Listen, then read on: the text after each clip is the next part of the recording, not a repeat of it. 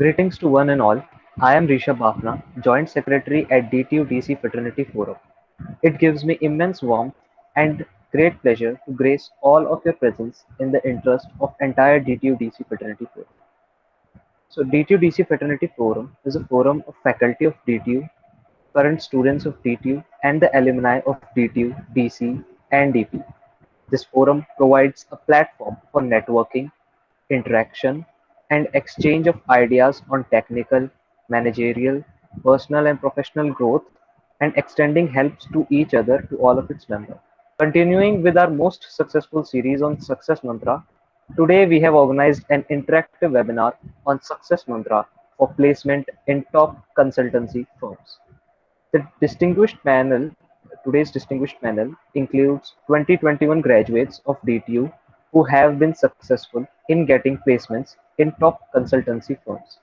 I would like to introduce to you Mr. Karan Singh Bora of batch 2021 Electrical Engineering branch, who is placed in Bain and Company, Mr. Aman Kalra of batch 2021 Mathematics and Computing Engineering branch, placed at ZS Associates, Ms. Artika Sharma of batch 2021 E&E branch, placed at Boston Consulting Group, India, and Ms. Arushi Babbar of batch 2021 Mathematics and Computing Engineering branch, placed at JP Morgan Chase. And our moderator for today, Mr. Shivam Jha of batch 2020 Mechanical Engineering branch, working with PwC India. And I would also like to thank Shri Rajesh Tiwari, Secretary of DTU-DC Fraternity Forum, to join us today, and Dr. Navneet Kumar Sharma, Founder and President of DTU-DC Fraternity Forum. Dr. Navneet Kumar Sharma is a graduate of 1985 batch of Mechanical Engineering from Delhi College of Engineering. He later did his Masters in Production Engineering also from DCE, and then he did MBA and PhD in Supply Chain Management from FMS from University of Delhi. Dr. Sharma is presently posted as Principal Chief Materials Manager at Additional Secretary level in COFMO, Ministry of Railways. Earlier, he has held several important assignments, including that of Officer Special Duty, Northern Railways, and Director Vigilance and Import-Export in Ministry of Consumer Affairs, Food and Public Distribution for Government of India. Now, I would like to request Dr. Sharma to give a welcome address to all the participants and the panelists. Sir, over to you. Namaskar. On behalf of the forum, I welcome you all, the participants, the panelists, and the office bearers of this forum to this very successful series of success mantras, which Rishabh has already told. Today's topic is for placements in top consultancy firms. So as you may be knowing, we have created this forum to bring synergy between alumni, students, and faculty, and leverage the strength of alumni for the benefit of students and our alma mater. The logo of our forum also has three hands, each representing student, alumni, and faculty, and in between we have the lamp of knowledge. And motto of our forum is Sahyogin Sarv Siddhi. Everything is possible through cooperation.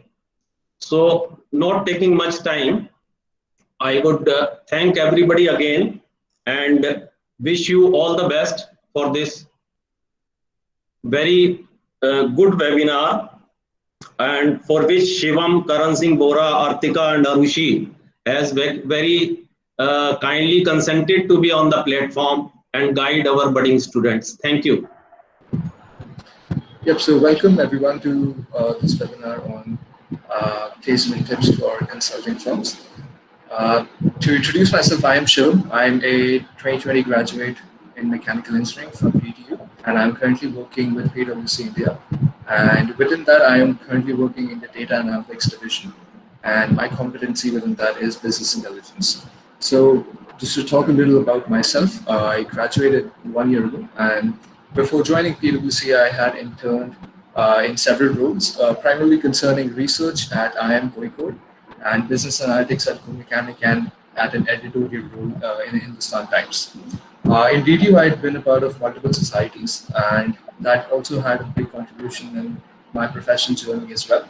So I started off as an editor-in-chief at DTU Times. I was also the president at DTU-DC, and I was also involved in TEDx, Sahitya, and was in the parliamentary debating team of the university. So to talk about the recruiting pattern of PwC India at DTU, what usually happens is that there are four rounds.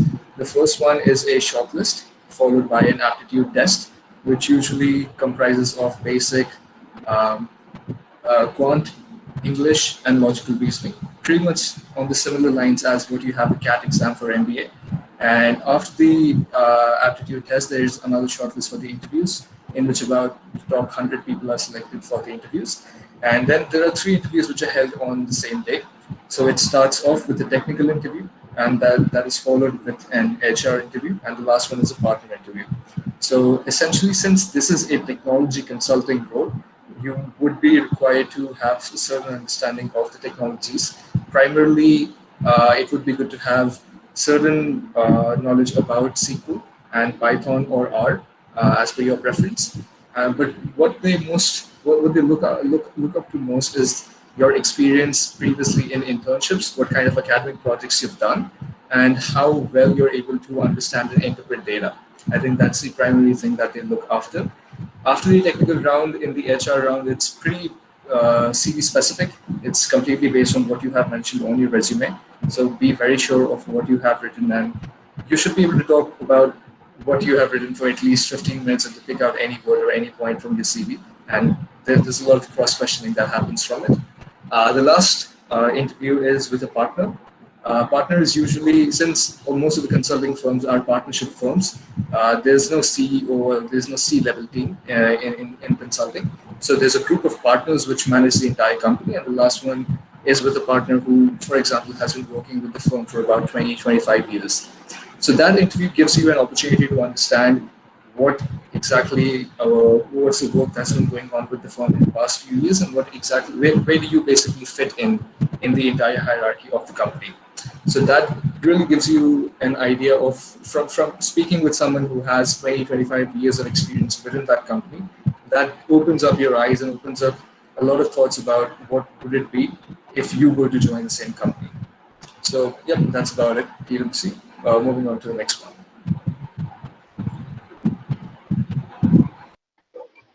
So hello everyone, I am Karan Singh Bora and I'm a 2021 graduate. And to introduce myself, my branch was electrical engineering. And I'm currently working in Bain and Company, the Bain Capability Network under Bain and Company in Gurgaon office. And I'm in the Tech Media and Telecom Center of Expertise. So yeah, to talk about a little bit about my college life and internships, I had previously interned at Go Mechanic in my third year in their operations division. I was a business operation analyst there. And apart from that, I've also done a technical internship at Power Grid India at the Gurgaon office.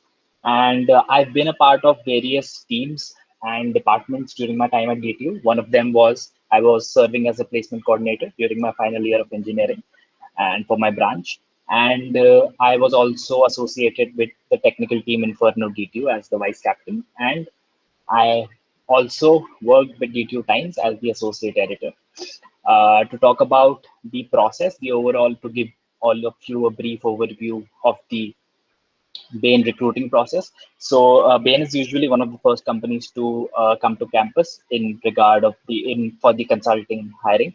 So basically, it is a pretty basic process for all the non-tech companies. First, you have the resume shortlist.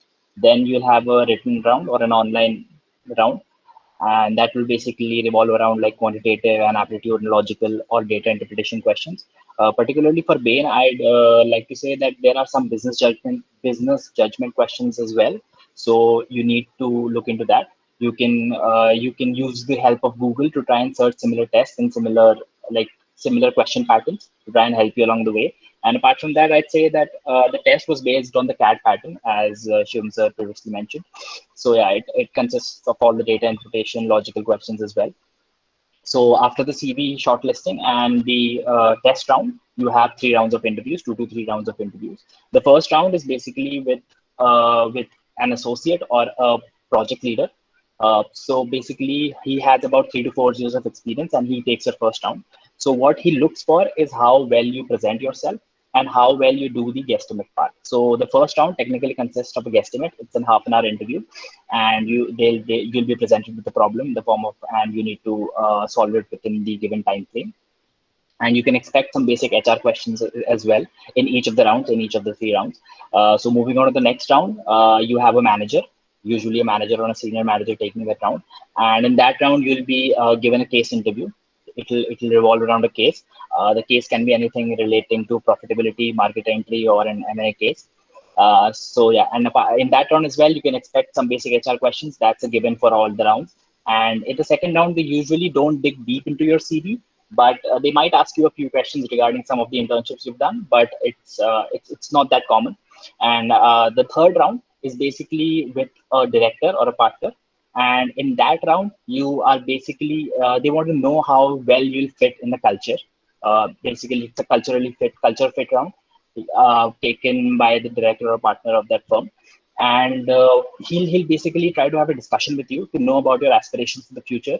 He'll ask you questions like, where do you see yourself in 3 to 5 years down the line, and stuff like that. So he'll try to have a discussion with you. He could also ask you a case, but you don't need to worry. He won't go into the specifics of the case. He just wants to know how well you understand the functioning of the business.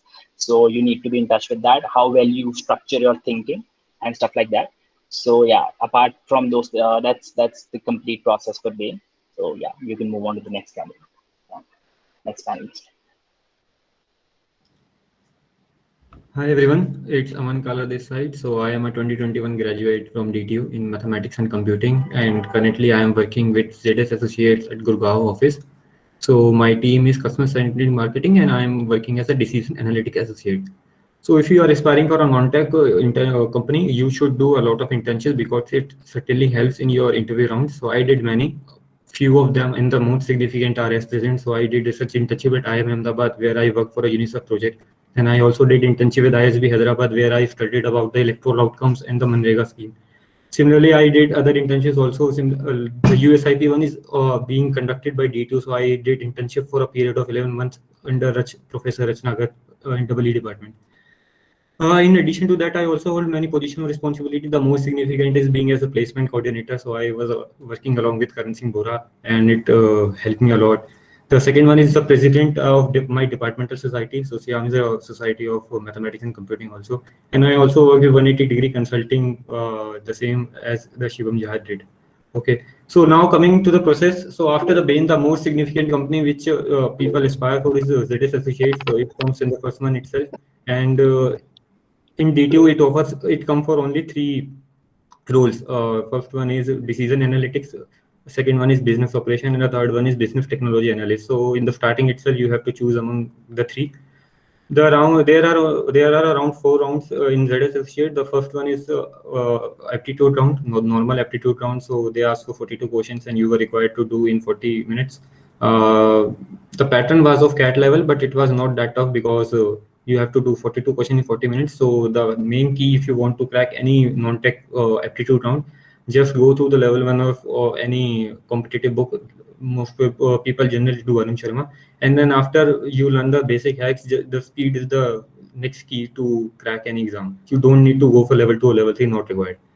The second round was case round. So according to the vertical which you choose, either for business consulting or business technology or business operations. So the case round for all the 3 were different. So you need to decide among the 3 properly. So the case round ran for around 1 hour, and after that the round 3 was with the case discussion. So the case which you did on the morning, you need to discuss 1 hour your approaches and your final answers with a manager level person. The fourth round was managerial round, so it went for around 70 minutes for me.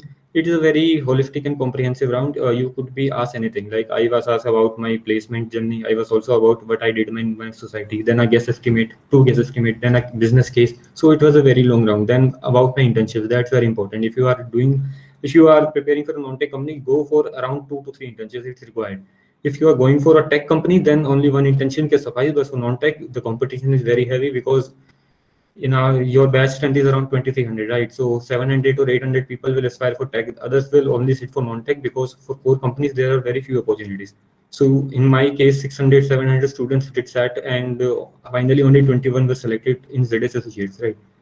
So this is about me and my company process. All the best.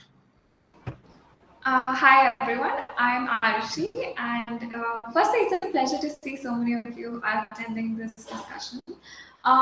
So I'm currently working at JP Morgan. I'm working as a junior analyst, and a little bit about my background. I'll definitely echo what the previous panelists have said, that internships are very key for your overall profile in non-tech companies. So I was an economics affairs intern at UNCTAD, so the United Nations Conference of Trade and Development. I also did one internship with Niti Aayog, where I worked in the data management and analysis vertical. I worked on a research paper in that internship, and I also did one research internship at DRDO, and that was sort of a technical internship. And in addition to my internships, I did work on a research paper under a finance professor in DTU itself, so that was definitely very helpful for my profile. And going on to the activities that I was a part of in DTU, I was predominantly very much focused on TEDx. I was head of digital marketing at TEDx CTU. And in addition to that, I was also a part of DTU. I was the social media head at DTU chapter of Global Youth. I was the director for international affairs at ACES, and I was also a member of Delta MUN. And I would definitely encourage all of you to be part of as many societies as you can, because one is you do get the experience, and then in addition to that, it also helps you to form a network, because you get to work with seniors, you get to meet a lot of different people, so that's definitely very helpful. Coming to the process for JP Morgan, what exactly it was we had around 4 to 5 rounds. First, it started off with CGPA shortlist. So the shortlist, I think, was around 7 was the cutoff. 6 to 7 was the cutoff. I would encourage all of you to try and keep your CGPA as high as possible for that. They had a test. The test was a pretty simple, basic aptitude test. So make sure that, I think someone with even a little bit of aptitude should be able to get through that test. Focus on basic maths, English, logical reasoning. You can find a lot of sources online for that. The test was followed by, and also one unique aspect of the test was they did have an economics section where you had to write a paragraph or two on a certain economics topic that they had given. So since my background, I had done economics in school, that was particularly okay for me. But if you're someone who has no idea about economics, probably go through that a little bit. The second round was actually a workshop. So JP Morgan, they understand that they're coming to an engineering college and students are not from a finance background. So they took around an hour or two of a workshop where they talked about the different financial statements and they explained everything from the basics. It was a very interactive session. And right after the session, they had a test. So that test, basically, it was purely based on the workshop that was conducted. So be attentive in the workshop, take down notes, write down all the formulas, that's very important. And right after the workshop, you're expected to get the test. After the test, they had 2 rounds of interviews. Both the interviews lasted around half an hour to 30 minutes. They were technical interviews. They asked finance questions, but at the same time, it's okay to say no, because I didn't have too much knowledge of finance at that point of time. And it's more so to check your personality, be aware of the current events that's going on. And they'll ask you a lot of finance questions related to your resume. Definitely be prepared for all the standard questions. Why finance? Why this company? Why this particular role? And they had these two interviews, and then one final interview was an HR interview, which consisted of basic rounds, with basic questions regarding your resume and all that. So that was the entire process. Cool. You can move to the next slide, Harshit. Hi, everyone. So as you can see, my name is Artika Sharma, and I'm currently a research associate at Boston Consulting Group. So my role here is that of a research associate. So it's basically the sort of role that we are assisting the consultants with their case study. When they're working on their cases, we sort of are responsible for helping them out with the back-end research and all the data that they might require and sort of generating insights for them. So my primary role is to do the secondary research, then sort of generate actionable insights for the consultants. So that's the gist of the role that I have here. As for my profile in DTU, I was involved in multiple activities, but I think one of them that stands out the most for me is my time in Pratibam, which was the Dramatic Society of DTU. So you might have heard about it. So I think my time in Pratibam helped me enrich a lot of my soft skills. I became a more confident person in general. I find it easier to speak in front of crowds. So just saying that I see a lot of you guys are from first and second year. So it's really good to see you guys as concerned as you are about your placements right now. I, as a person, was not very placement centric in my first and second year. So I took my time to explore the many opportunities that were there and at DTU. And I think I realized that consultancy is all about in my third year. That was when I properly first realized about it. So one of the first things that I did to I think enhance my profile was focus a lot on my GPA, because as much as seniors might tell you that 7 is good enough, or maybe even 6.5 is good enough, it's always good to maximize your GPA and present your best foot forward, because you don't know what sort of competition you might be facing, and you don't know how many people the company is looking to hire, and what's the competition, and who might be shortlisted. So I think coming from an environmental engineering background, one of the hardest things for me was to get a shortlist, because many companies don't open for you when you are from ENE PCT. I'm just spelling out the truth for you guys. So there are many companies that don't open up for you. So you have to be very vigilant about what opportunities you do have, and just latch on to them as and when you get them. So I'll talk a bit about, I can answer more of these, and you can connect with me directly if you want to know more about these sort of things. I'll just move on to the process for BCG first. So the process for BCG involves 4 rounds technically, but there might be a 5th round. That depends. So the first round, as is the case with most of the companies, is that of an online test that is there. So this test is usually not a very long one. It is a 50 minutes to 1 hour sort of a test, and there are 3 sections. The first section is your basic quantitative aptitude, like everyone is talking about. And the second section is that of English language in general. Not even LR, like not even logical reasoning per se, but more like testing your grammar skills and how you complete the sentences, things like that, para jumbles. So things like that. And then there's a third section, which is I think there are 10 questions for general knowledge in general. They might be related to business, they might be related to India. There were very random questions in that section. So that's the online test for you. After the online test, they sort of select, I think about 100 to 120 people this time they selected. That's how many people they select. After that, there are 3 rounds of interview that are scheduled for you. All of the rounds of interviews are taken by research leads or research managers here at BCG.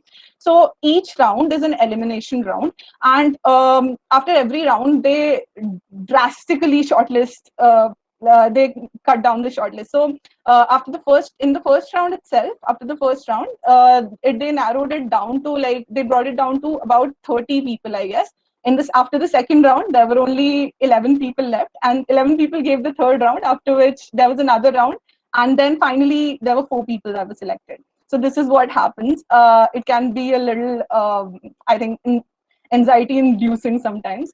Okay, so I'll just give you a small overview of what happens in each round. So the first round is a bit more, they try to get to know you as a person. And actually, this is something that the companies don't really tell you. But when the consulting companies are come to hire people from DTU, they sort of have some practice areas in mind that they're looking for. At least that's the case in BCG. So there are practice areas which are basically verticals or domains that they are trying to put you in, because companies like BCG believe in expertise in a particular domain expertise. So in the first round itself, they pose a lot of questions and ask to gauge my area of interest and sort of fit me into one of the categories that there might be. That is something they do, but they don't tell you that they're doing that. So it's always a good idea to have a sort of, even if you have some sort of a technical inclination, that might work out for you. Because I had internships, as you can see in the slide itself, I had internships with Indian Oil, Suez, and Central Pollution Control Board. So I was already there a bit towards the energy, sustainability practice area. Plus my branch also supports that. So I think that is one of the things that probably worked out for me. Also, other than that, they just try to gauge how you are as a person. The second round is a little more technical because they ask you all the guesstimates and puzzles that Karan was also talking about. So that sort of things happens in your second round. And then after that, in your third round, it is a pressure test wherein they are trying to put you in a lot of pressure. They'll ask you a lot of questions. They won't let you answer. And they are just trying to see how you work under pressure and what is your first response when you are asked challenging questions. So they might even tell you things like you're an idiot, you don't know anything, your branch, your BTech was useless, what was the point of this degree, everything like that. But they're just trying to test you, how you are as a person. So that was that. A very interesting fact was that usually there are 3 rounds of interview, but in my case, after third round, I had a fourth round, like I mentioned. After that, they took 2 more people. So things like this might happen. The fourth round that I had was a mixture of all the 3 rounds that were there. So it was like a mini version of an interview process in itself once again for me. That is about BCG process. If you guys have any questions, you can note them down. We can address it towards the end. Thanks, guys. Thanks, Arthika. Thank you, everyone. Now, coming on to the actual content of the workshop. So, if you have any questions about the processes of the companies that we just talked about, you can note them down or just put them in the chat and we'll take them towards the end of this call. Now, coming to what's actually unique about the placement season in the past couple of years is that a lot has changed since 2019, and I think everyone agrees to that fact. So, back when I went through my placement season, I think that was the last one, last batch that had an offline placement, and from what it seems, I think the next couple of batches may also have an online placement only. So it's super important because the experience of virtual placements is wildly different from what you have on campus in that TNP building. It's a lot different just sitting at your home in front of a Zoom call, and you don't have a lot of people around you just to share things and just to deal through that process with you. So just dealing through that process alone and getting that experience, I think that's super relevant because the batch of 2021 went through that, and I think they would be best suited to tell you more about the online on-campus online recruiting that's going to happen this year as well. So just to move the needle, I think Karan will take on this topic and he'll tell you about what makes the virtual placements so different from the on-campus ones. So yeah, thank you, Shivam sir. So basically, talking about the virtual placements, I know this is a big shift from what you must have experienced. Like the first year and the second years might not properly know about this, but the third and the fourth year people do definitely know that there has been a shift in the times, and now we've moved on to 100% virtual placement process. So I'd like to tell you that the biggest, it can be, you can take that up as your advantage, or you can leave it and like consider this that you were stronger off campus, you were stronger when there were on campus processes, and you can just like leave it to fate. So I'd go with the prior option and like build this to your advantage. Since it's an off campus, since it's a virtual process, the first and the foremost advantage that you have is that you'll be giving the complete process from the comfort of your homes. You wouldn't need to spend hours like from the morning 7 to 8 a.m. Giving online tests, then waiting in the heat of Delhi on the campus in the TNP building and waiting for the next round if you get shortlisted or you don't get shortlisted. There is a lot of tension around there, and the tension actually accumulates to a point where it is unbearable to stand in that heat and think about what the result is going to be. So that is a big plus for all of you, that you'll be giving this from the comforts of your home with your family by your side, preferably, and you'll have all the resources at inside the comfort of your home. So you'll be giving all the interview rounds as well as the online tests from the comforts of your home. So talking about like the first round for any, like the first thing that you need to do for any company is to apply. So I'd like to say that you need to be a little vigilant in that manner, since everything is going to be done online. There will be a portal, hopefully, for you guys to apply through, and or there will be WhatsApp groups created by your PCs for every specific branch and year for placements and internships, where you will be given opportunities and Google Forms to apply for. So you need to be vigilant, and you need to, especially during the days when companies do visit, you need to be vigilant on your phone to get regular updates from your PCs or the TNP team about the process. So next thing after that is usually like making your resume and giving it to the recruiter and submitting it to the company. Now, since you won't be meeting the recruiter face to face, so resume will play a major part this time around in your virtual campus drive, since you won't be meeting anyone face to face, and the one pager is basically what goes to them. They read through that and they shortlist you on the basis of that. So you need to take care of that you put your best foot forward in the form of your one-page resume, preferably keep it one page on your one-page resume, and you go ahead with that.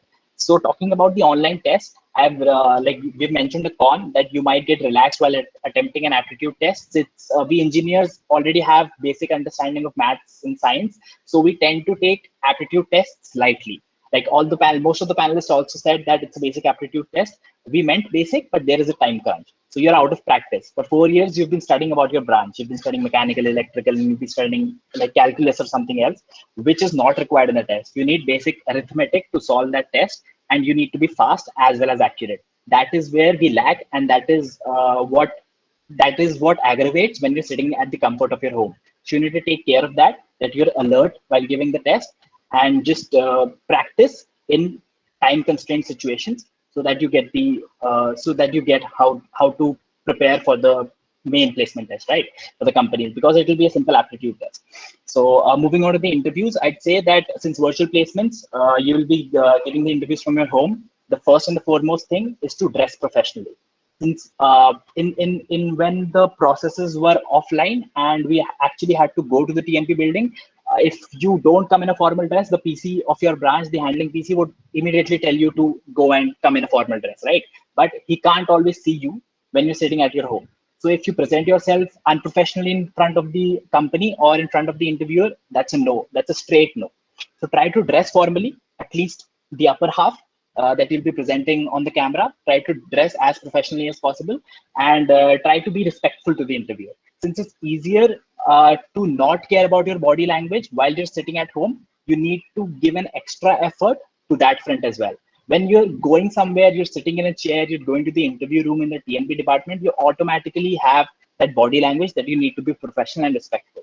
While you're sitting in the chair that you sit every day at your home, you might not give a second thought to your body language, but when you turn on your camera, that reflects on you.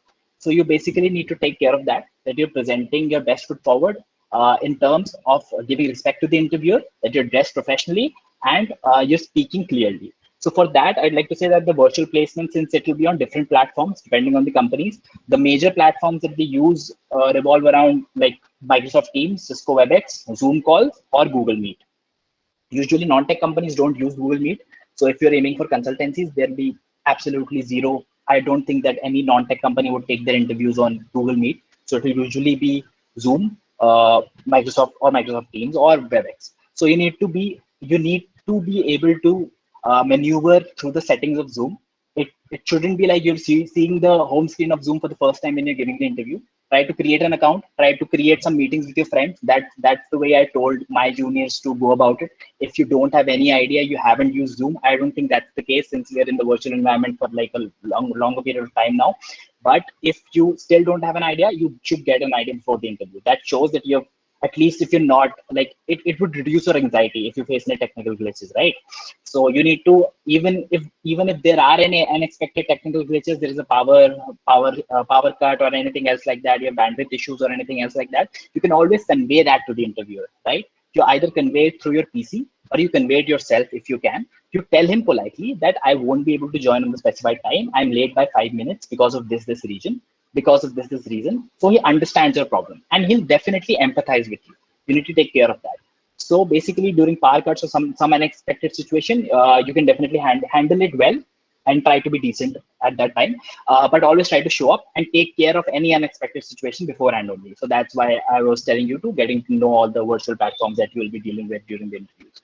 So I think that basically covers up all the virtual placement things. I have talked about the body language. I've talked about how to be respectful and formal. And I've also talked about getting to know the technical know-hows of all the platforms. And apart from that, just give your best foot forward, make the best resume that you can possibly can with all your internships and skills.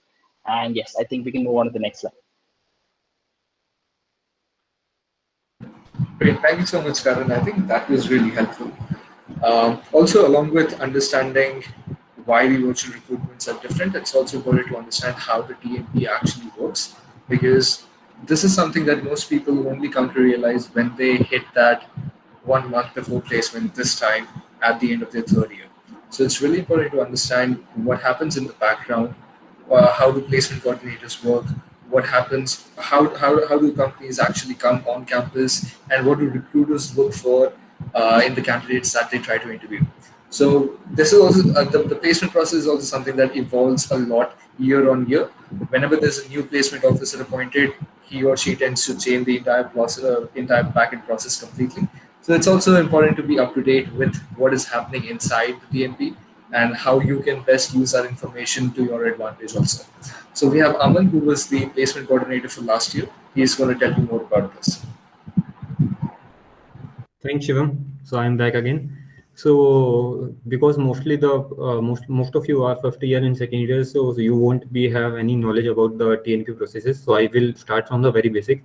Just to add to Karan Singh Bora, so there are officially two dresses that are known as professional dresses in our DTU. The first one is light blue and the second one is light gray. So either of them you can use for your or interviews, either for internship or for placement.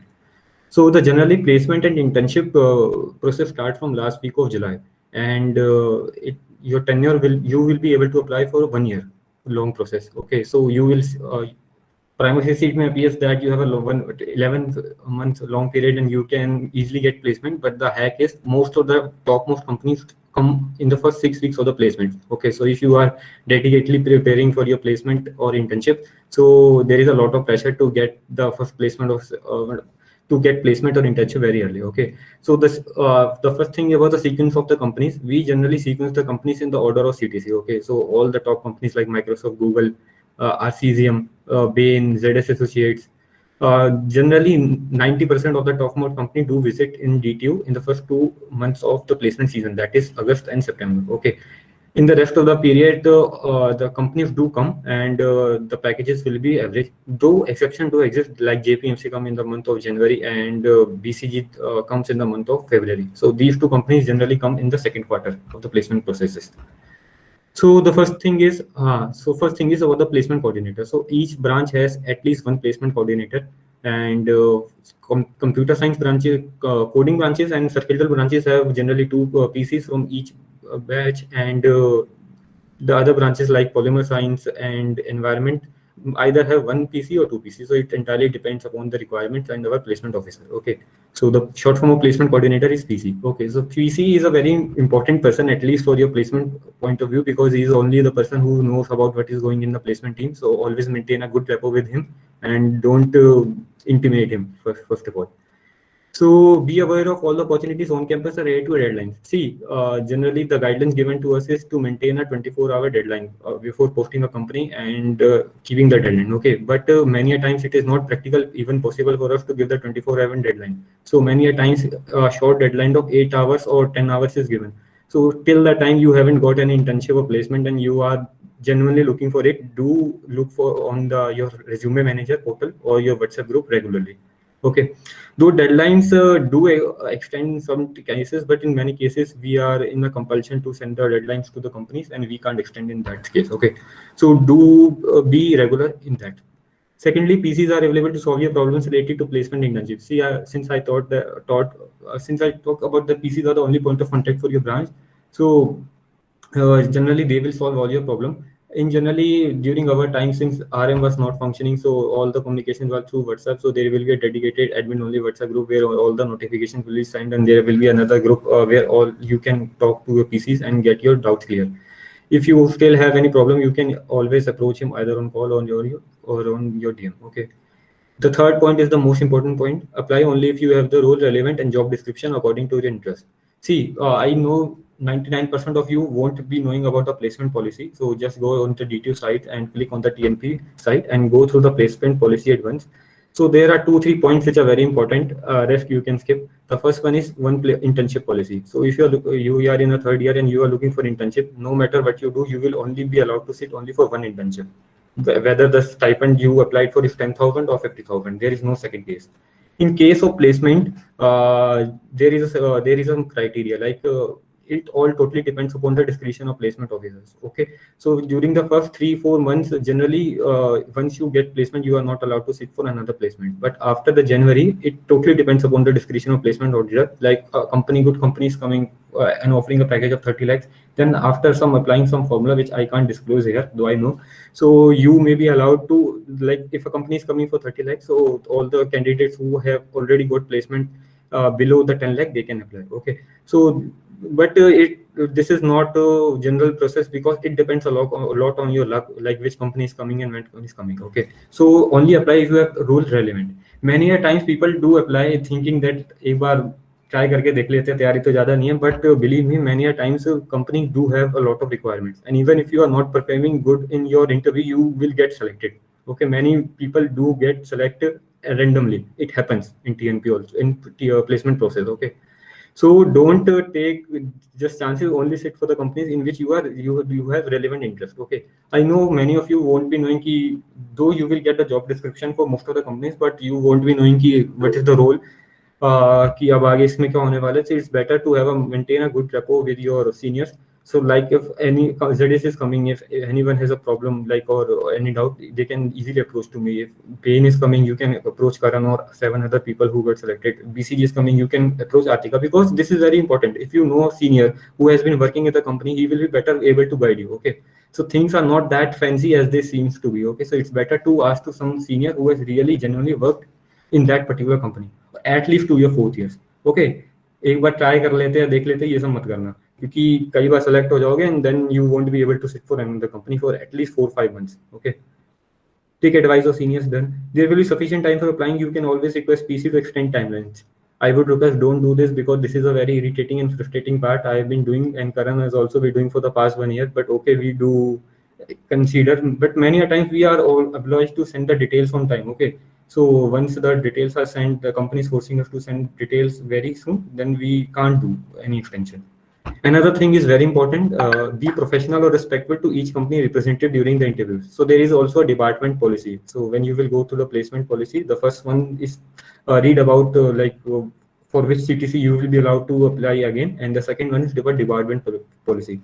Department policy is this, like if you perform very unethically with a company representative, for example, now in the online session, the session will be one-on-one, either on Zoom or Google Meet or Teams. Okay, but if you show a very unprofessional approach, like either you are not joining on time, secondly you are not well dressed, or you are using very inappropriate words, or your approach is very casual, then the HR will file a formal complaint to TNP, and then we are forced to take a strict action. And what is the strict action? The strict action is either you will be not be able to apply for the companies for a particular period of time, and that period of time is decided by the placement officer. So generally it varies from 1 month to 2 months. Sometimes it is only for 2 weeks. So there was a guy in my branch only. So I will obviously not name him, but he was very frustrated with the company, and because you get emails from HR directly, so he replied to the HR and wrote something which are not appropriate. So we took a very strict action, and for next 2 months he was not able to apply through the on-campus process. So department policies is something which you should work very professionally and ethically, because it took a lot of time and energy for our placement coordinators and our placement officer to onboard any company or for a DTU. And there is a lot of things which happen. So you should, the only thing which is expected from you is to maintain professionally and apply for your own self. Another thing is be patient with the on-campus opportunities. This is also important. See, some companies, some companies some companies complete their process either on the same day itself, like the BCG. I think they complete it on the same day, and some companies do take more than 1 month to complete their process. Like for JPMC, it took them 2 to 3 weeks to complete the process.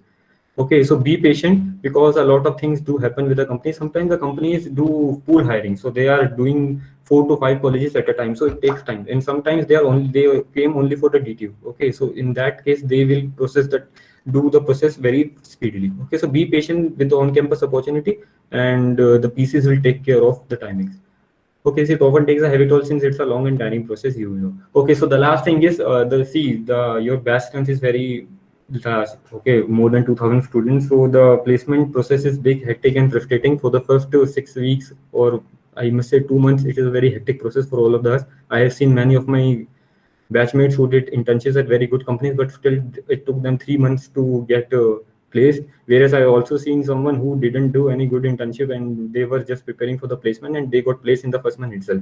Okay, so the main gift I will like to give is those 2 months, like in the month of June and July. Yeah, so they are very important. So either you are doing your internship or not, do give a dedicated time to your studies, because those will decide majorly how early you will get placed. And the better you get placed, the better it is to get off this vicious cycle. And do apply only on those companies in which you are seriously interested, because many candidates did apply for a lower package, and then a good company came in the month of November and December, and then they got like bit frustrated. And so some of their frustration got over when JPMC came and BCG came, but others were still frustrated. Okay, so that's it from my side, and Arishil can continue.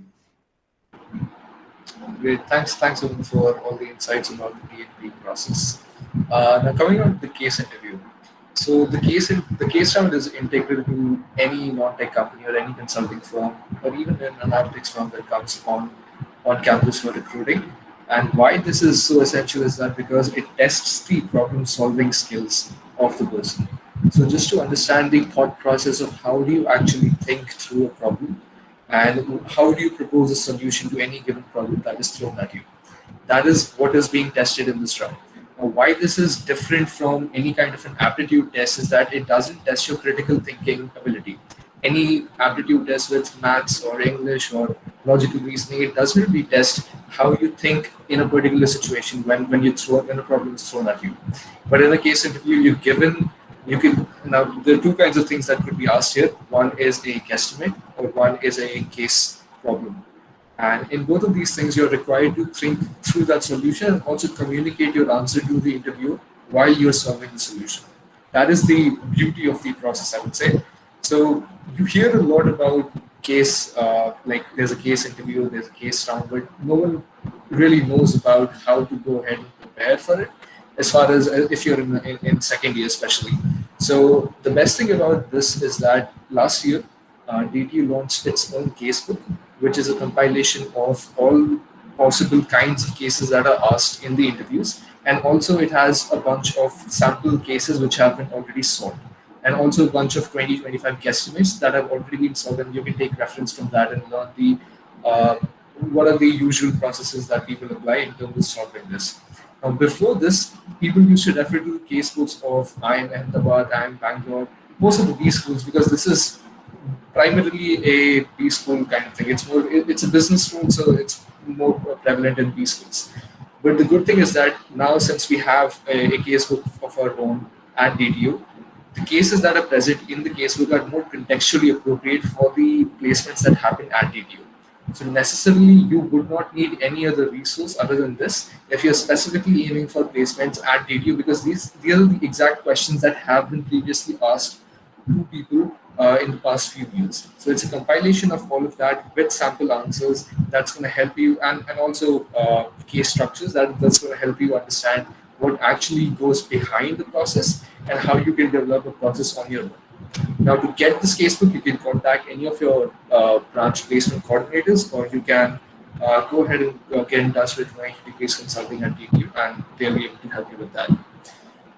The second point here is that whenever you're solving a case problem, now, say for example, let's say a case problem that probably could be asked in an interview is that you're given that a company X is facing a decline in revenues, how do you fix it? Or let's take a more relevant example. Let's say Zomato has been facing a decline in revenues in the past 3 months. How would you make sure that the company goes into the run? Now, these particular kind of cases are known as profitability cases. How do you increase the profitability of a company? And this is one of the 7-8 broad kinds of categories in which case questions are asked. So for this, the number one thing is to talk through your answer. While you're thinking of a solution, it's super important that you think out loud and make sure that you talk through your steps, because you may be very good at solving a case on paper, you may be very good at writing your thoughts out, but it's equally, or it's more important to speak through them, and it's more important to be able to communicate as effectively as you would have written it on paper to the interviewer, because it's more of a conversation. It's not a test that you've given a case statement and you have 10 minutes to figure out an answer. In those 10 minutes, you also have to talk to your interviewer, make sure you guide them through that process so that they can have an understanding of how you're approaching the problem. How do you go from point A to point B, and what's your thought process in that journey? That's what they're looking for. So you always will not have all the data that you require to solve the guesstimate or to solve the case. And the best way to go ahead with that is to ask questions to the interviewer. So asking the right questions is also very important, and that also gives them a hint that you are leading in the right direction. And this is not something that your first question necessarily has to be the right one. You can ask them as many questions as you want, and they will also give you hints if you're going in the right direction. So don't think that there are any stupid questions, or you don't think that you're going in the wrong direction, but just have a clear picture of the structure that you have in your mind, and all the assumptions that you take, because you may always not have all the data that you need for solving any case or guesstimate. So it's not only fair to take reasonable assumptions about population sizes and the approximate margin that goes into profitability cases. So your assumptions should be realistic and very reasonable. So it shouldn't be something out of this world that makes your end solution look like something that's not acceptable as an answer. Thirdly, at the end of your case or at the end of your guesstimate, do a sanity check. Think that the number that you have arrived at the end, does this actually make sense? So in a guesstimate, you're usually asked questions like, what is the average sales of mother dairy milk in New Delhi in one day? And this is something like, it's obviously without any preparation on guesstimates, you would have no idea on how to proceed with it. You would rather think of a random number based off the top of your head and come up with that as an answer. But that's not the essence of a guesstimate. They don't look at getting to the right number, but essentially they look at getting through the right process. So if your thinking process is correct, your end answer won't matter as much. Even if you're off by, say, a million or even a few thousands, it doesn't matter if you have taken the right approach, and if you've been able to communicate that approach to the interviewer effectively. And number two, on how to actually practice cases. A casebook is not something that's meant to be read by you alone yourselves. It's not a novel, it's not a newspaper that you can read by yourself alone. This is something that needs to be practiced and rehearsed as much as you can. So the best way to go about it is to get a friend or a case buddy who can practice these with you. So one of you can play the role of a recruiter and the other one can be the candidate, and you can have a conversation about any of the case problems that are given there. So now, since you already have a sample solution given in that, you can judge yourself on how correct you were, or how, if you were going in the right direction as far as the thought process is concerned or not. Okay, and since these are business problems mostly, it's important that you are well aware of the industry trends as well. So keep yourself up to date with the business news, keep yourself up to date with the recent market trends. Keep reading stuff like Business Insider, CNBC, FinShots is really good. And if you're on Reddit, then go to consulting. That's also a great place.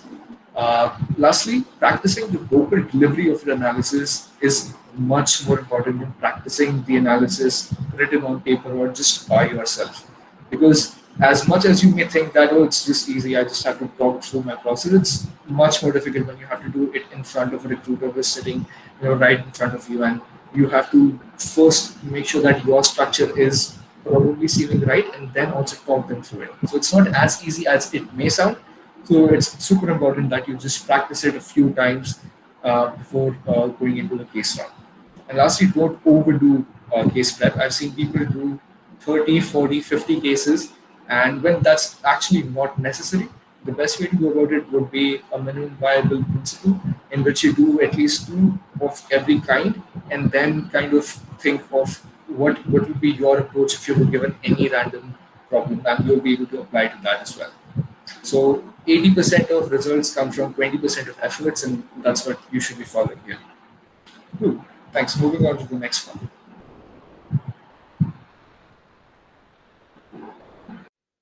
All right, somebody first confirm if I'm audible.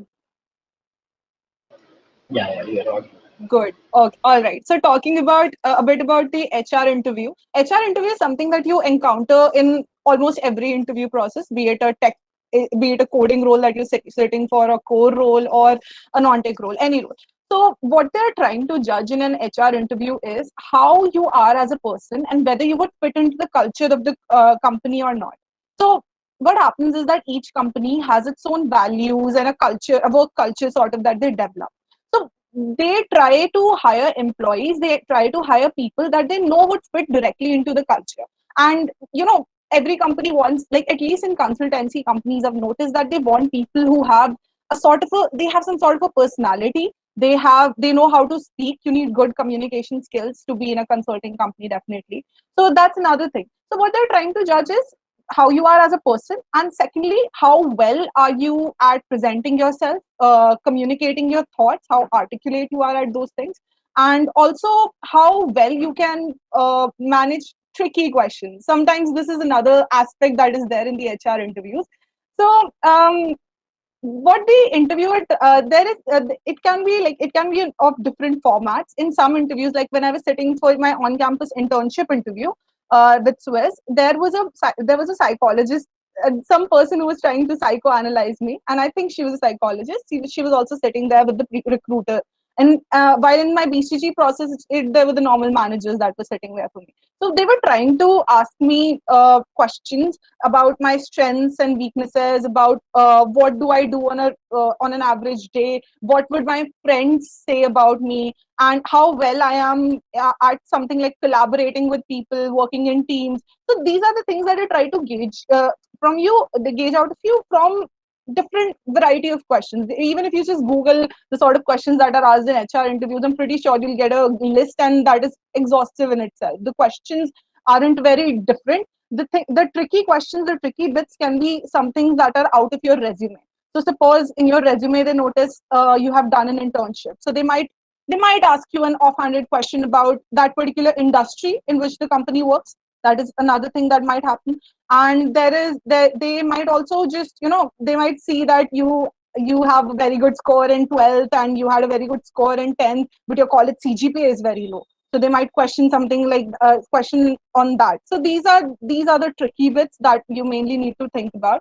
Other than that, I think as for the if we talk about the preparation part for the HR interviews, what you need to do is know yourself very well. So that is a very vague statement to say, I know. But the practice that I think worked for me, I gave 2 interviews and I was able to convert both of them. So I think what worked for me was that every day when I knew I had an interview the very next day, I would just sit. I would take one day and I would just sit and self-introspect.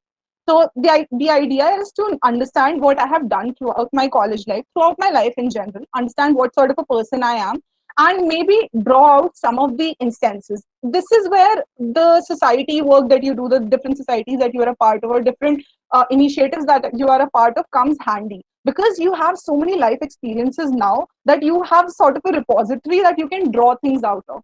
So that really works out, that if you just sit one day and think about what you have done in life, and maybe jot down all the strengths and weaknesses that you feel you have as a person, and then substantiate that, always have a sort of answer. They'll always ask why. Always there would always be this follow-up question of why do you think so, something like that. So you should be able to explain why do you think that that particular trait is your strength. So if you have any experiences in your societies that helped you develop that particular trait or skill, then you should have that at the back of your mind. And trust me, a lot of people think that HR interviews are very easy and we'll just sail through it because we know how to talk. But that is not the case for a lot of people, because when you end up giving the interview, it's very hard. The question, introduce yourself, in itself is a very big challenge. It was at least a very big challenge for me to put myself to put myself, my entire existence, into a few sentences, because you cannot exceed your introduction more than 1 minute. No interviewer would give you that amount of time. So the idea is to jot down all the important points about yourself, know your strengths, know your weaknesses, know incidences that you can use to support what you are saying, And especially for the question of introduce yourself, I would suggest take some time, write down an introduction for yourself. Talk about who you are, like what you've done in your life. Talk about your internships, your societies, your social work, anything that you've done, and any skills that you might have. And then even talk about your hobbies and all the sections that I have mentioned. Try to talk about everything in a very condensed form and bring it out to like 1 minute or 90 seconds. That's about it. So if you're able to do that, you're good to go for the introduce yourself part. And for the other questions, it's very important to just be honest and be honest, but also be very smart. So you are not a horrible person, and you might know that. So when someone asks you what are your weaknesses, you don't need to talk about the worst weaknesses that you have. You can pick, cherry pick the ones that are something that you are that you're working on, and that is something that can be maybe that can be just dealt with in future, and that's not a very big deal, right? So this is something that I would like to say about the preparation part. There isn't much that you need to do. You just need to know yourself. Also, another very important thing is that Arushi also mentioned, I think, a question that is almost always asked is, why this company, why this role? So very good habit is to go check the company website, understand the company, understand its values, and probably out of your skill set and sort of align your introduction to fit the role and the values that the company has. So for example, BCG as a company focuses very much on collaboration. So I made it sure that I talked a lot about instances where I worked in teams and I was able to put myself across as a team player. So that's just one example. It would be a very dynamic thing that you do for company to company. All right. So that was about the preparation part. Now, during the interview, there are a couple of things that you need to keep in mind to ensure that the interview goes well and you sort of give a good impression. That is, first of all, if you're asked any question, take a moment, think about it, and then speak. A lot of us, even I have this tendency that if I am asked a question, I would just start giving the answer, and I would think as I speak. That's something that I would that's okay, that's all right, that happens. A lot of people function this way better. But if you're asked a tricky question, especially if you're asked to elaborate about your weaknesses, suppose, because that is a tricky question, so in that case, it's always a good idea to take a moment and then frame your thoughts and put it across in a language that it does not harm your profile as a person. All right. That's first. Secondly, in the virtual setting, it's obviously it's obviously harder to make eye contact with the recruiter. But you can always, like right now, what I'm doing is I'm looking at the screen. That's all. That's the most you can do, right? So when you're in an interview, make sure that you're looking at the screen. When you are fidgeting a lot, or when you're looking sideways or upwards, it projects it feels like you're not very attentive, right? So whenever you're talking to the recruiter directly, make sure to look towards the screen in the online setting. And in the offline one, of course, always maintain an eye contact. That's very important. That shows how confident you are and that you actually believe in what you're saying, which is what you want to project. You want to come across as a confident and an amiable person in an HR interview, particularly. Okay. Then there's obviously smiling, nodding your heads, using your hand gestures sometimes. It just shows that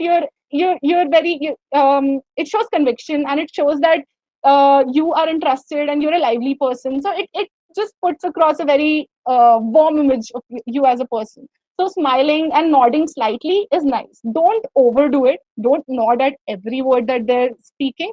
Just be that you would understand yourself. Like that's something that would come naturally for you. I hope so. Then obviously I've talked about being authentic and honest. And lastly, when you're answering questions or when you're in an interview environment, please take your time.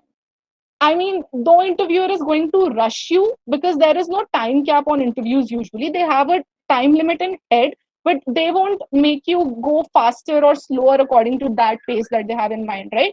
So do not feel the need uh, to speak fastly. Just be polite, take your time to think, take your time to answer. And when you're answering, please don't be very monotonous with the tonality of your speech. Try and practice. If you're someone who has trouble with his or her speaking skills, I would suggest practice in front of mirror. Practice your introductions and answering questions in front of a mirror. That would surely help a lot. And try to bring highs and lows in your voices. Try to emphasize on certain words. Like when I spoke this sentence, I emphasized on emphasize, right? So that is something that really brings out your speech, and you're able to okay, all right, we'll be answering the question soon. So this really helps your speech. All right, so I think that's pretty much for the HR interview. We can move to the next section.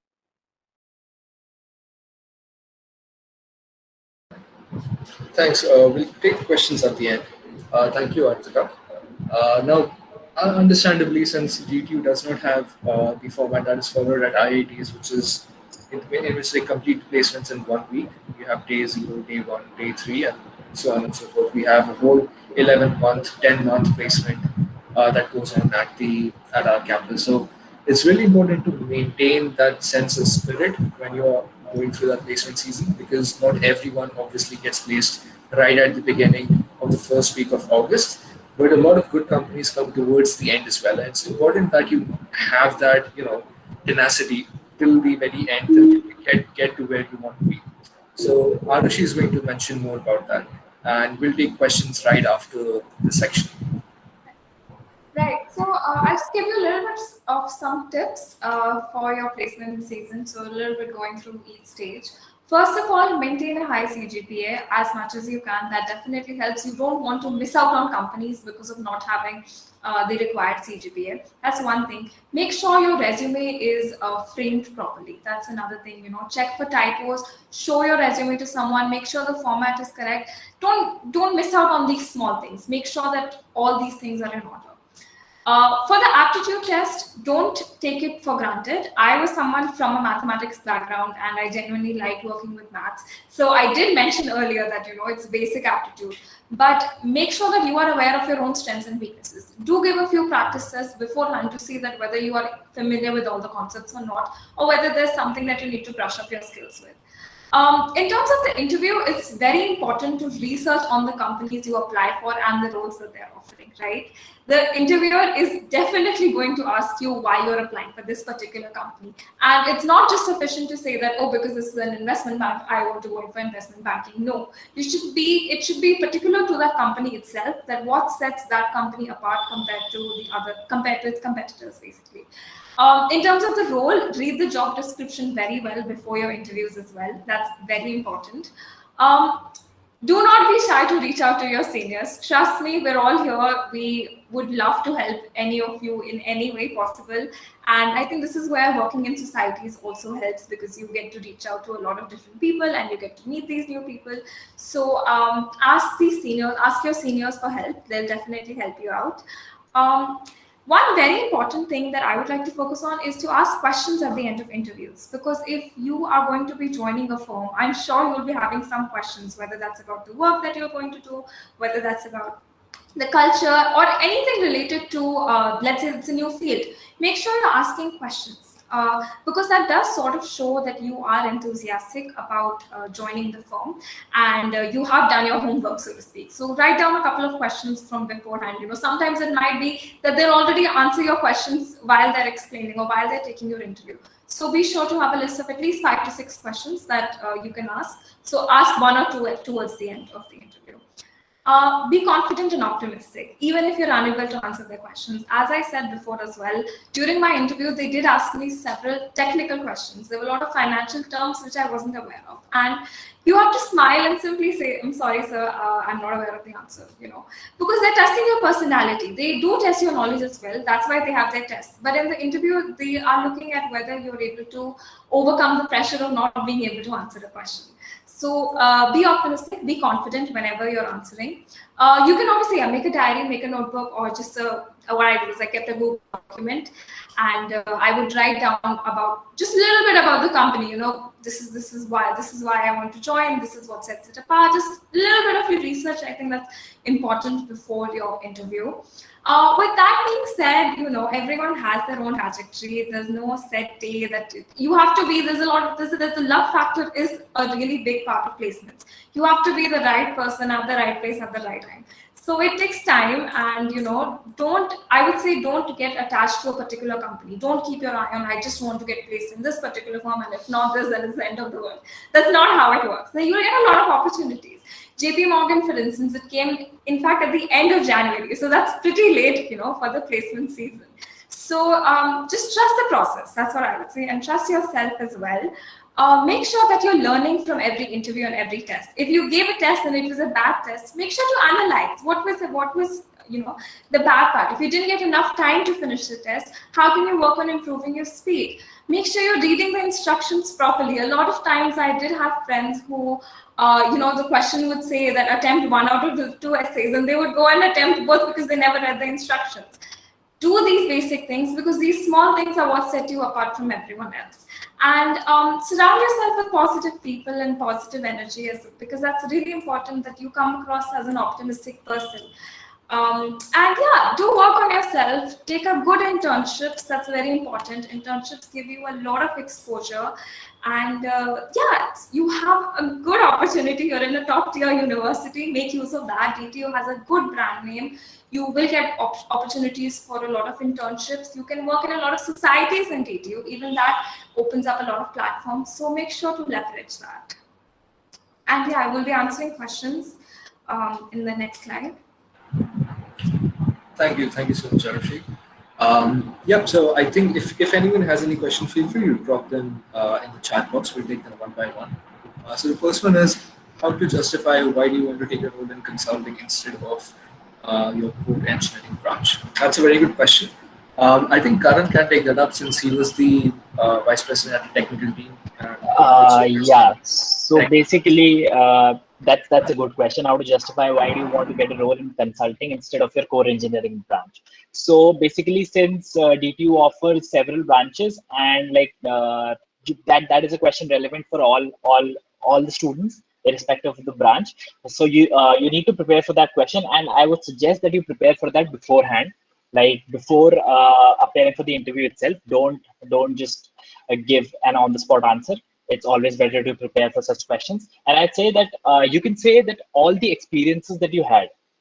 Suppose one of the paths that you can take to answer this question is, as Arshi talked about, is the internships that you did. So maybe if you're interested in investment banking, if you're interested in financial analyst firms or positions, then you have done several internships in similar companies. You've picked up, you've done an internship at a bank, at a financial analyst firm, or at a private equity firm, or something like that. So that shows your interests towards such firms and such positions. So you can defend your argument with such internships. Another thing, apart from internships, since I know it's a little difficult to get internships right now, is projects. If you're not interested into core electrical engineering, you don't want to work with motors and transformers, you want to work on machine learning, you want to work on regression, classification, neural networks, and stuff like that. So do projects relevant to that. You can do machine learning projects on your own. You don't need to particularly have an internship. If you're unable to get an internship, do projects that shows initiative. So if the basic guideline to answer this question is, you need to show initiative that you're interested in this field.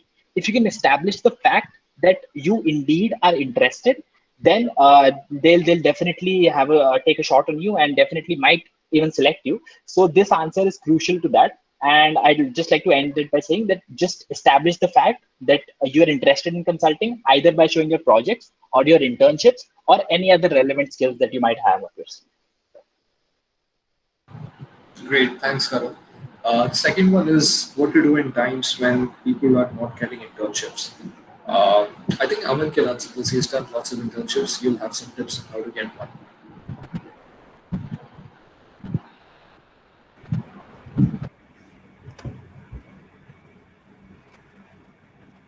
So hi Piyush.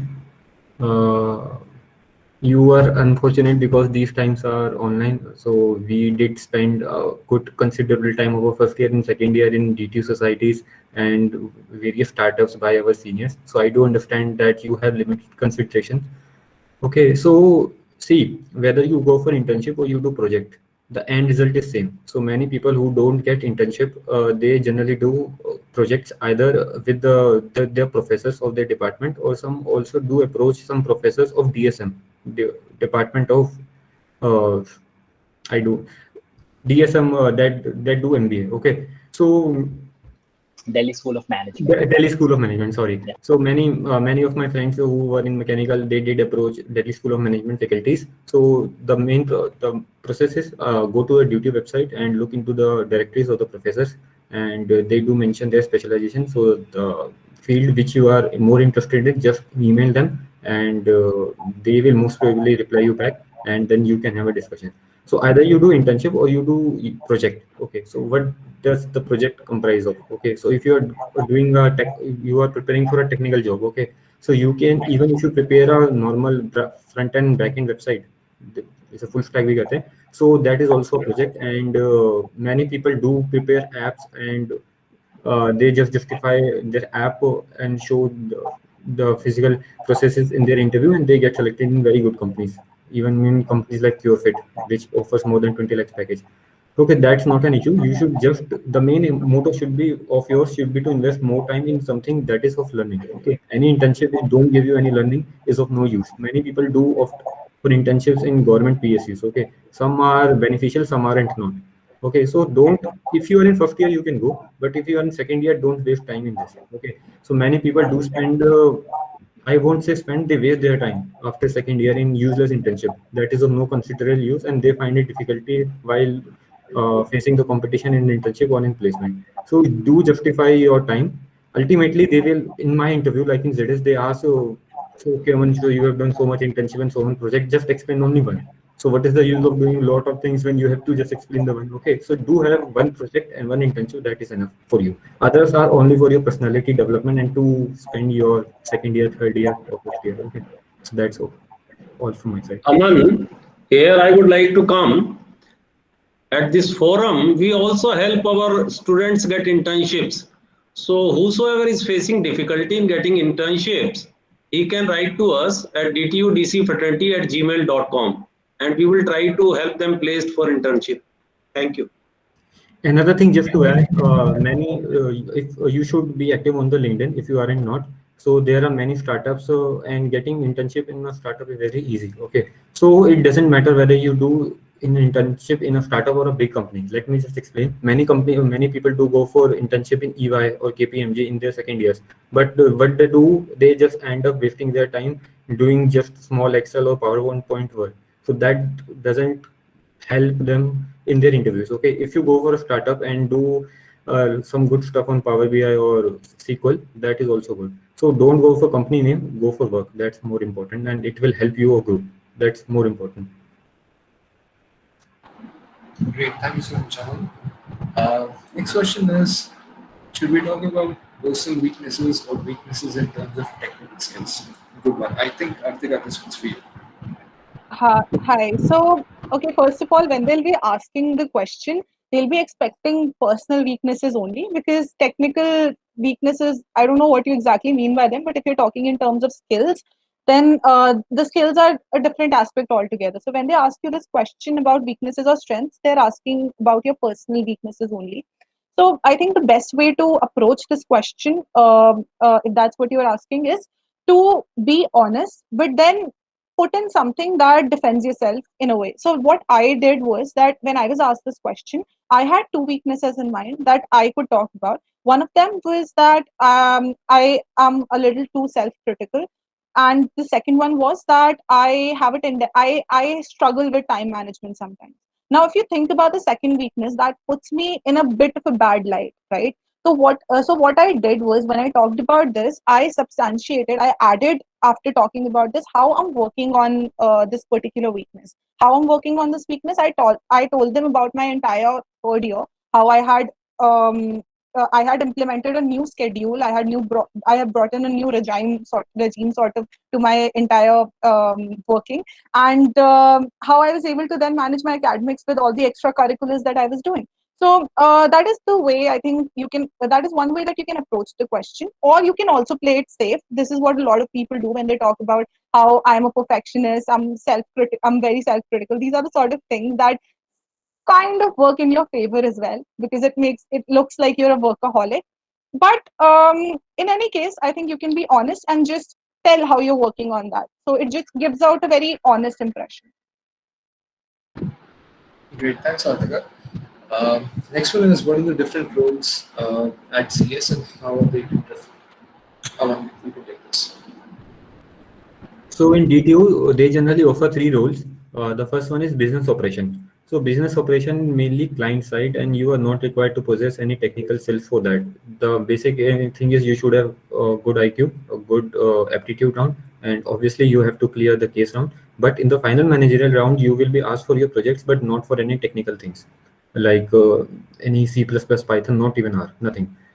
So this is business operation. And the second role is decision analytics associate, in which I am part of. So in this thing, they do expect that in the final round. So in ZS, out of 4 rounds, the first 3 rounds are common for all the 3 profiles. The major chunk of things which happen is in the 4th round, managerial round. So if you have applied for a particular role in the managerial round, you should be able to like explain or stress why did you choose this one. Many people who do possess good analytical skills do apply in BOA profile, business operation, and then in their managerial round, the manager grills them that why did you offer a wrong vertical? Okay, so that's the thing. The third vertical, so in decision analytics, you are required to possess good at least one project in Python R or SQL, at least one. If you don't possess, then it's also okay, but if you possess, then it's a beneficial because you will be able to justify. In the third, that is business technology analyst, very few people apply for that, and in that you are expected to have some coding skills. Okay, so in that vertical, your first round is also different. In addition to aptitude, you are also asked 10 questions on SQL and Python, and some question on C++. Though they are very basic, but they expect you to know some code. And in the similarly in the managerial round, you will be also asked to ask some technical projects. Okay, so there are 3: business operations, no skills required; decision analytics, some form of project in analytics is required. Even Python and R will work. And the third one is business technology analyst, in which low-key coding is required. You don't need to have coding which you need to crack the company like Amazon or something else. There is also fourth profile, but for the past 2 years, ZDS doesn't apply came for that profile. It may come in this year or in next year. That is data science profile. Okay, so they visited an NSIT. We tried to convert them, but they didn't convert our time for data science. Okay, so that is also a fourth profile. There are other profiles also, but for that they visit DU colleges and not DTU. Package is same in all the 3, and first 3 rounds are same. The fourth one is the managerial round, in which you have to justify. Another thing, in the second round, that is the case round. The case for all the 3 verticals are different. So in decision analytics, you will be asked to solve a lot of pie chart and bar graph types of questions you will be asked. In business operations, which is more client side, you will be asked more of theoretical questions and marketing and sales type. And in business technology, I don't have any prior experience, and none of my friends cleared, so I can't comment on that. Thanks. Thanks, Aman. The next one is, do consulting firms look for coding skills or general awareness coding? So I think I will just answer this one. Just to reiterate, you don't necessarily need to have a lot of knowledge about coding, but it's always good to know at least one language, because it's something that is so pervasive that you can't really avoid being a completely a non-technical person in the very essence of the term. You need to have at least some knowledge about data and analytics and also coding in general. So I don't think a lot of knowledge in terms of syntax is required, but more than coding, I think coding mindset is something that you need to have. Coding mindset essentially is the problem-solving mindset minus the implementation part of actually writing a program.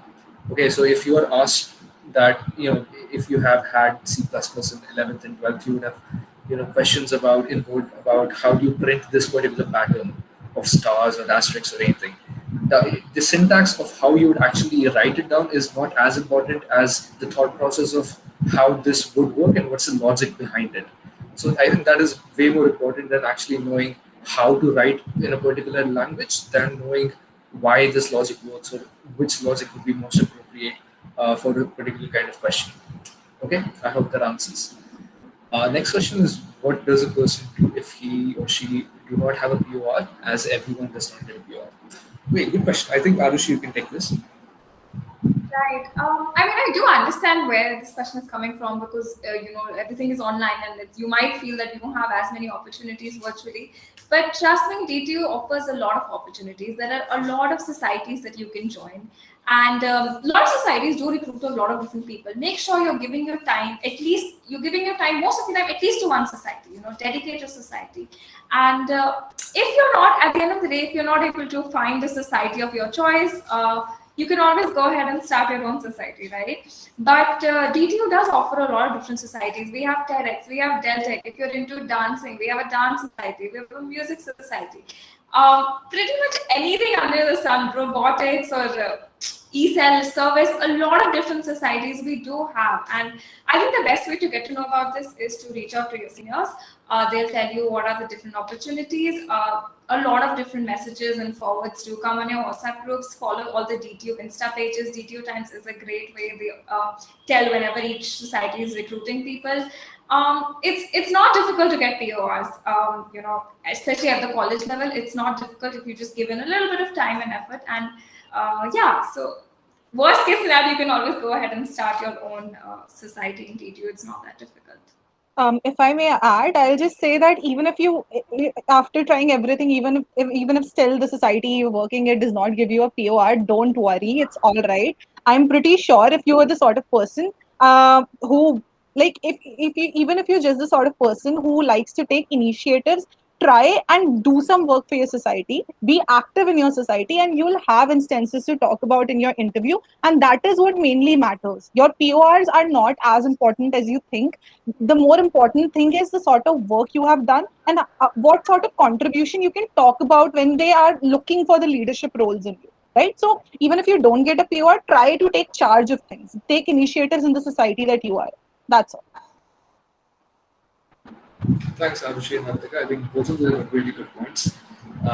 Next is, can you please share the link to the recording? I think yes, we will. Please tell some good data analyst projects.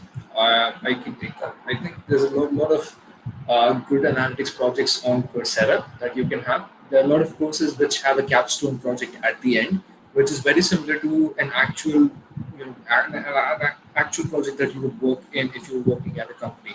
So that gives you a little bit of understanding about what goes into a real, in analyzing a real data set and not just dummy data set with dummy values. That is way more important than just practicing stuff out of Kaggle and stuff. So just go through, I think there's a bunch of, there's a data science module offered by Johns Hopkins. I think that's the most popular one that almost everyone has heard about it, done at least a couple of courses. I think I would recommend that from my side. And other than that, you can always look at Google Data Studio, and it has a lot of sample data sets that you can work on. And apart from everything else, you'll always have YouTube and tutorials to learn about basics of analytics and basic concepts about regression and machine learning and all that stuff. Next is being a part of consulting, like 20 degrees advantageous. I would say yes, it definitely adds a lot of value to your profile if you already come with any kind of consulting experience. So pro bono or even for-profit consulting, I think both of them give you a much bigger edge if you have done an actual project with an actual client, as opposed to a candidate who does not have that experience. So always good to have any real world experience. Any hands-on experience on a project is very beneficial when it comes to talking about your experience during an interview, because it's during those client interactions, during working on that project, you get to learn a lot of things and you will have a lot of anecdotes to talk about. So the questions will usually be, talk me about a time when you displayed resourcefulness or you managed to pull off something in a really short amount of time. So you can't necessarily come up with something out of thin air for these questions. You need to have genuine experiences to establish that. So working as a volunteer consulting with any consulting society, I think that definitely adds a lot of value. Next question is, how do you answer, where do you see yourself in the next 5 years? And should you mention that you're targeting an MBA in the future? Good question. Arthika, can you take this? Yeah, sure. So, okay, all right. So this is another one of the tricky questions. But I'll tell you what I did. In both cases, I told them that I had a plan of doing MBA somewhere down the line, but I did not talk about any like I. It worked out for me that it was actually my plan as well. But even if even my friends who were planning, who were aiming for MBA, who gave CAT and who were into that, yeah, we're gonna go for B schools, they did not talk about their recent plans. So that is what you need to do when you're answering this question. If you want to tell them that you're into it, see what happens is when these consulting companies come, they know that the students here at DTU are probably would be aiming for MBA because it's something that is to upskill yourself once you're into the industry. So most people do it. So if you tell them that it's something that you want to do somewhere down the line in 3 or 4 years, then it's okay with them. It's all right with them because it shows that you're going to work with the organization for some period of time. It becomes problematic if you tell them that you're also aiming for MBA while you're sitting for the company, because in that case they know that you're not going to work for the company. So why would they even consider you, right? So you need to be smart about it when you're answering. And in general, if you're asking how to answer questions like where do you see yourself 5 year down the line, I think it's okay to disclose your long-term career plans as long as they're long-term and not very short-term. And you can talk about how you want to work with that organization for a couple of years, and maybe then figure out where you want to be. That's also an all right answer. I don't think anyone expects a solid answer, a very well-structured answer as to where exactly you're going to be in 5 years, because that's a long time, right? So just give them something to go with. That's what I'll say. Maybe Karan would like to add here something. Yeah, that's you elaborated it pretty well, Artika. I'd just like to add if you still, I'd prefer not to mention the MBA part. If you do have plans for MBA, like don't mention it. If you want to do an MBA, like you can go for an MBA, right? Most of the consulting people, the engineering graduates that go into consulting do an MBA down the line.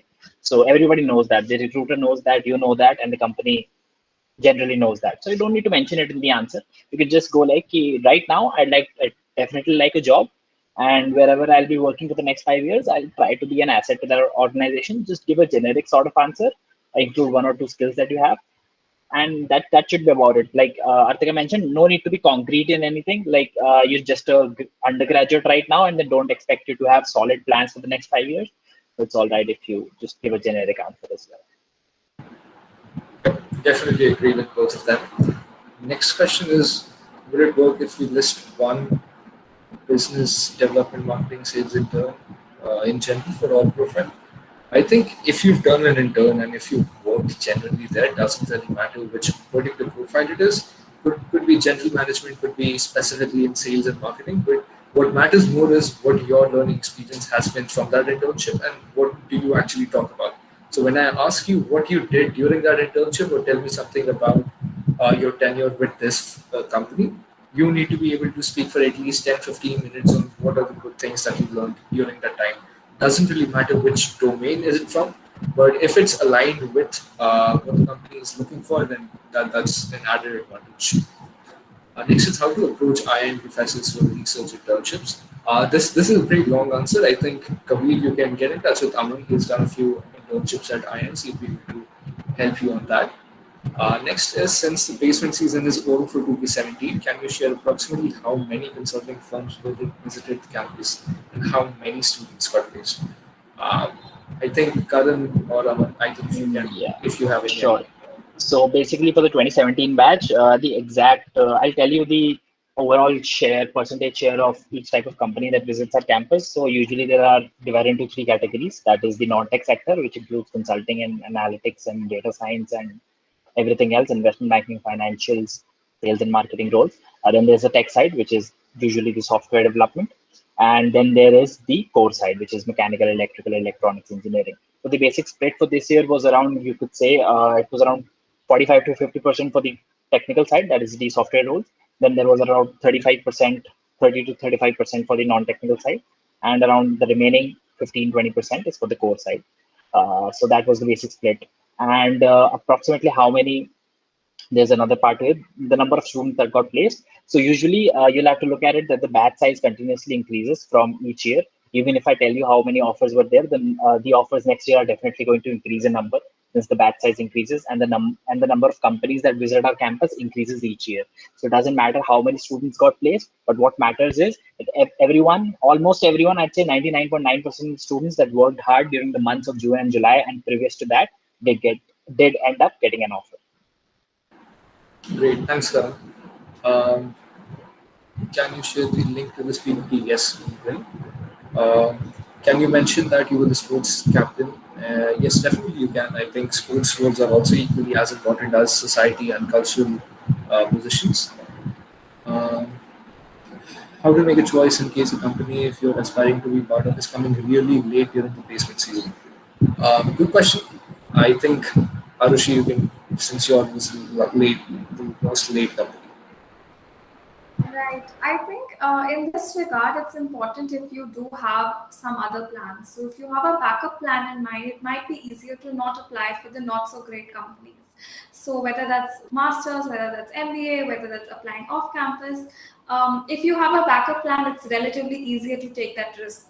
But I know some people who only bank upon placements, and for them it might be, that I need to get a placement. So they do apply for all the even not so great companies that come. But at the end of the day, yeah, as Aman had mentioned, the really, really good companies that do come at the end, they are open for even placed students. So I think BCG is, in fact, one of the companies that was open even for students who were placed. A lot of international companies are open for students who are placed. So if you can get a backup plan along with placements, I think you have that leverage of taking the risk. Otherwise, I mean, it's your personal decision. So you have to weigh the pros and cons and see how it works out. I'll just like to add, because I was in the similar situation, so I wasn't eligible for a lot of the good companies that were coming because I'm from environmental, and also in the beginning when Bain and ZS came, I was not very much prepared. So what happened was that I did not have many options, and I knew that the good companies that were left, they are going to come in the second half now. So I went ahead and I got myself a placement in a role that I liked. So that's what I preferred then, because even if you're not, that's one of the points that Arushi also mentioned, that do not get attached to a company. It's better to get attached to the sort of role that you want. So I had a placement in Polestar Solutions, and then I knew that companies like BCG, they usually allow people with a lower package to sit again. So that's what I banked upon. So I think that's one of the good ways to go about it. But of course, do not sit for a role that you do not want. It would be disastrous. Great. Thanks. Can you mention if you're the CR of the research intern? Yes, definitely you can. In which months do companies generally visit? It starts in August and I think goes on to April. Companies keep coming in. BCG comes in around February, and yeah, but most of the companies usually come in August itself, and then it's sporadic across the year after that. Last question that we're taking is: would it be foolish to tell the recruiter that you have a startup of your own and it's still running? And how to present it so that it works for you and not against you? Good question. So if you come from an entrepreneurial background, it's never advised to refrain information from the recruiter, because one, if you do have a startup of your own and you do not view it as your primary option, you would not be sitting for placements otherwise. If you're sitting for placements and you have a startup, that obviously means that is your second or your backup option. So not necessarily that you need to talk about. That's not something you explicitly need to mention unless it's asked by the recruiter. But if you mention it on your CV, you don't necessarily need to write it as something that's going to be your first preference moving forward. And that the fact that you're sitting for the placement at a particular company shows the fact that you're interested in joining this company more than the other commitments that you may have. So I think you can work it around that way, that you are currently working at a startup to gain experience that you can apply in your previous or in your future roles as well. It's just for learning experience and not something you plan on doing full time in the long run. Yep, I think that's it for all the questions. I will now hand it over to Vishal for the last words. Thank you, Shivam. It was pleasure to have you all. Now at the end, I would like to call Shri Rajesh Tiwari, Secretary at DTU-DC Fraternity Forum, to give us a vote of thanks to all the panelists and the participants. Rajesh sir, if you are online, you can go ahead. Thank you, Rishabh. It is indeed a matter of great privilege to be part of this DTU Fraternity Forum. As you all are aware, this forum is brainchild of our founder and president, Dr. N.K. Sharma sir.